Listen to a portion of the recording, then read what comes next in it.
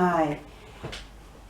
I had to make this video. I'm in a situation where I really had to cry out to my fellow Americans.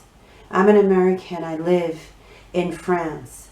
And I would actually say I'm stranded in France. Forgive me for using these glasses. I am concerned about any kind of repercussions of that might come out of this video. One of the first things I want to say is that I did not come to France recklessly.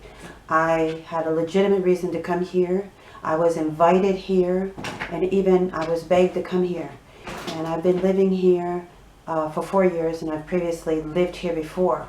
The reason I need help is because I have been incredibly brutalized here in France in a way that you would not even ever believe.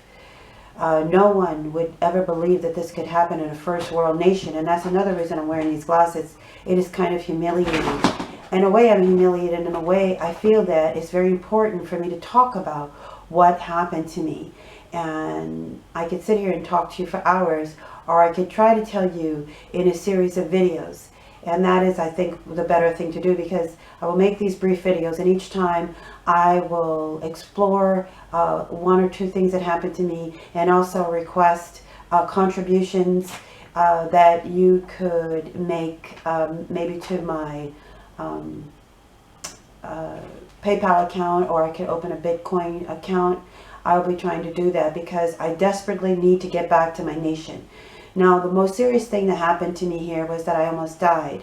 I moved to this apartment and I did not know. I'm from New York, and I don't want to say too much about myself because I'm afraid that, as I said, that there will be serious repercussions, that someone will take revenge against me. I'm from New York, but I have also lived in California. I went to spent a lot of time in California.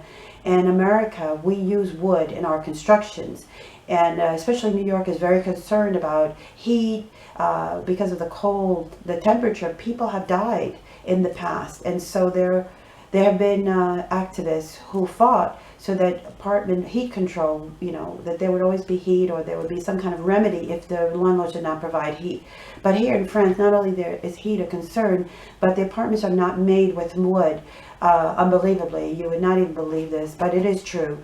Apartments, homes are built with concrete, such as we in the United States, we build McDonald's.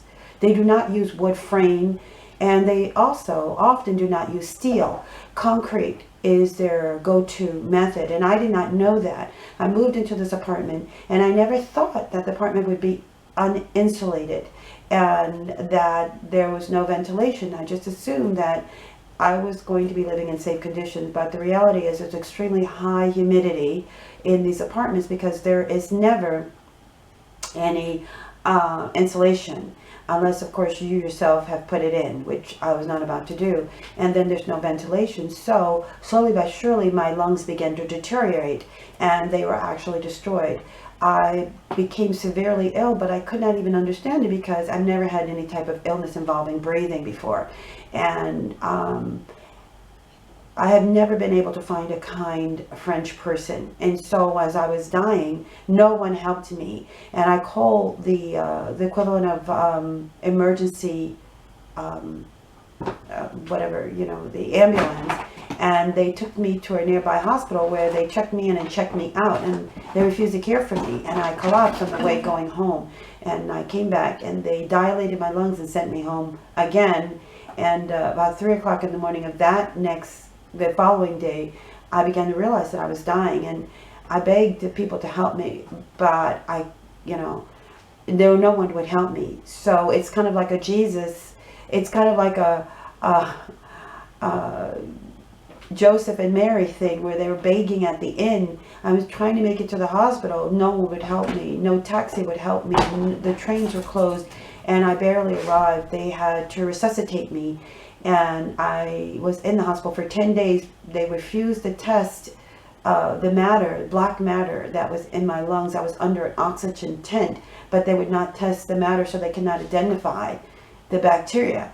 And so I was dying, and I couldn't believe it that I was dying in a first world nation, and I begged them to test, just to test what the bacteria was. And they tested it, and they discovered that it was a bacteria that was unknown to them, a very, what they call coriace, a hardened bacteria, some kind of evil thing. I mean, we're dealing with a country that interfaces a lot with a third world nation, and they do not have the hygiene, the sanitary standards that we have. If you look in the United States, if you look under the Center of Disease Control, there's one for every city, one for every state, and then there's a National Center of Disease Control. There are many entities that fight disease, but they do not have that, and they do not clean the streets or clean the subways, and there's urine everywhere. So there's a lot of infectious disease. There's no ventilation in many places, and so I almost died. And that is that the worst thing? That is a pretty bad thing, because I think that when you come to a first world nation, you think that you're pretty much in the same standard of health protection that you would have in your own nation. So that, I think, is the first installation. As I talk to you about what happened to me here in France, I want you to also know that it's not as I came here as an ignorant person. In fact, many people come here uneducated, and they do fairly well. But I think the problems begin if you are educated, and that was my case, which doesn't make me special or anything. It just means that I was prepared to come here. I speak the language, and I have studied the history and the literature and the culture. And so I really thought that I believed the hype. I drank the Kool-Aid, and I thought the French people were what you read in the books and the literature and the newspaper, and it's simply not the case. And so listen to this video if you don't mind.